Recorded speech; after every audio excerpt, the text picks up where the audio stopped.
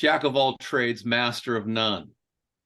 And unfortunately, that original saying was a positive thing, but it's been turned into a negative. So it was actually applauded that if someone were a jack of all trades, that meant that they could do many things well. It was better to be a jack of all trades than a master of one. So, like, in tennis terms, if all you have is a big serve and, you don't return serve very well and your backhand is not great, you're going to have a hard time winning matches, right? So, if you want, it would be better to be a lesser server, a much better returner, and have a solid backhand. Yeah. And so those types of things, we want to create mastery, or no, we want to create, competence on a wide range of skills, so that people can be ready to play in a lot of different ways.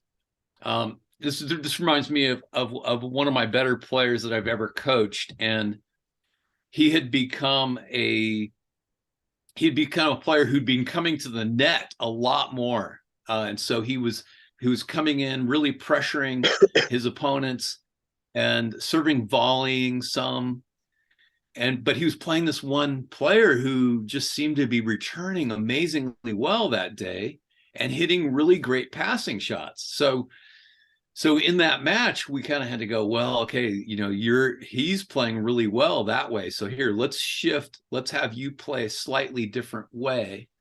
And he still was down. He was down a set and a break. And so finally at that point, he's down a set and a break. And it came down to this, all of these different skills that you're trying to use today, you're not at your sharpest.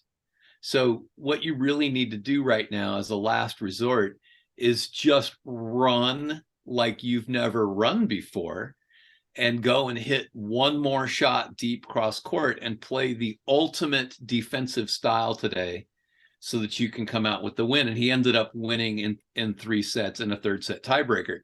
So, so sometimes you have to resort to a certain way of playing because on the day, your favorite shots are not there working for you. Your A game is off.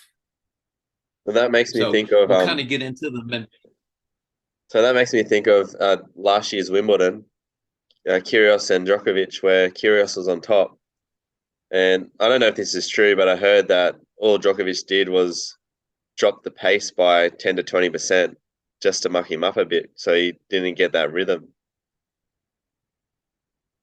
And like, it might not be true, but he definitely does things like that quite often to each player that he plays. And it looks the same, even from the naked eye, but it's just a slight adjustment that just puts them off a little bit to lose their rhythm. Because an obvious change can be adapted to. Yeah. And I don't know if I score or lose points for being a Kyrgios fan, but he's interesting at the very least. Even if you don't like him, he brings interest. And and I think one of the greatest talents that Kyrgios has is his amazing reflexes. So it seems as though the faster it's coming, the better he can hit it. So probably the biggest mistake you could make playing Kyrgios is giving him pace all the time, giving him, trying to out hit him, because he'll just reflex a shot and then you just go, wait, how did he hit that, and how did he hit that so fast? And it's one of those shots where the other player almost sprains their neck because they're just trying to see it. But it went past them so fast. So and that just gives him some spurt of like confidence too. He just keeps doing it the whole match. Yes. Yeah. On that same token, I think Kyrgios has learned to be more patient in matches and in points. So I'm excited to see how he continues to develop.